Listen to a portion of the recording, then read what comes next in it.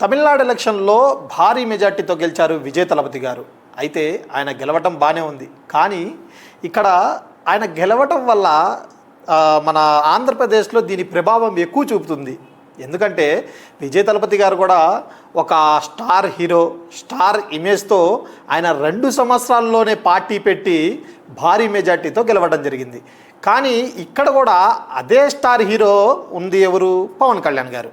పవన్ కళ్యాణ్ గారు దాదాపు రాజకీయాల్లోకి వచ్చి 12 సంవత్సరాలు అవుతుంది.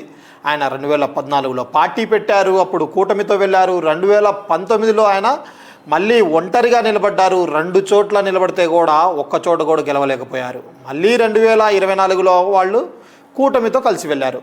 అయితే పవన్ కళ్యాణ్ గారికి ఇప్పుడు తెగ మెసేజ్లు చేసేస్తున్నారు.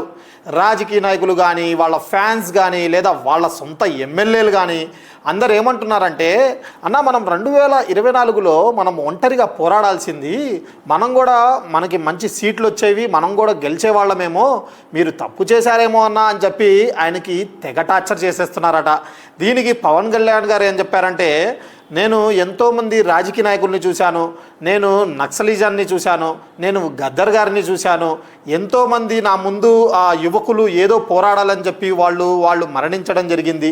ఇలాంటి కొన్ని కారణాల వల్ల నేను రాజకీయాల్లోకి రావాల్సి వచ్చింది. నేను రాజకీయాల్లో ఏ పదవి కోసం రాలేదు, నాకు రాజకీయాల్లోకి వచ్చింది నేను మంచి చేయడానికి అని చెప్పి ఆయన చెప్పడం అయితే జరిగింది. అదే నాకు పదవి కావాలి అనుకుంటే 2008లో కానీ 2014లో కానీ నేను ఎంపీగా పోటీ చేసి గెలిచేవాడిని, అప్పుడు నాకు ఎంపీ పదవి వచ్చేది కదా అని చెప్పి చెప్పడమే జరిగింది.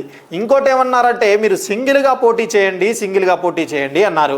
ఆ రోజు 2019లో నేను 2 చోట్ల నిలబడ్డాను, ఒక్క చోటైనా నన్ను గెలిపించారా? ఈరోజు మరి సింగిల్గా నుంచోమని ఎట్లా చెప్తున్నారు మీరు అని చెప్పి చెప్పడం జరిగింది. ఇంకోటి ఏం చెప్పారంటే, విజయ్ తలపతి గారు ఆయన గెలిచారని అంటున్నారు. కానీ అక్కడ పరిస్థితులు వేరు, ఇక్కడ పరిస్థితులు వేరు.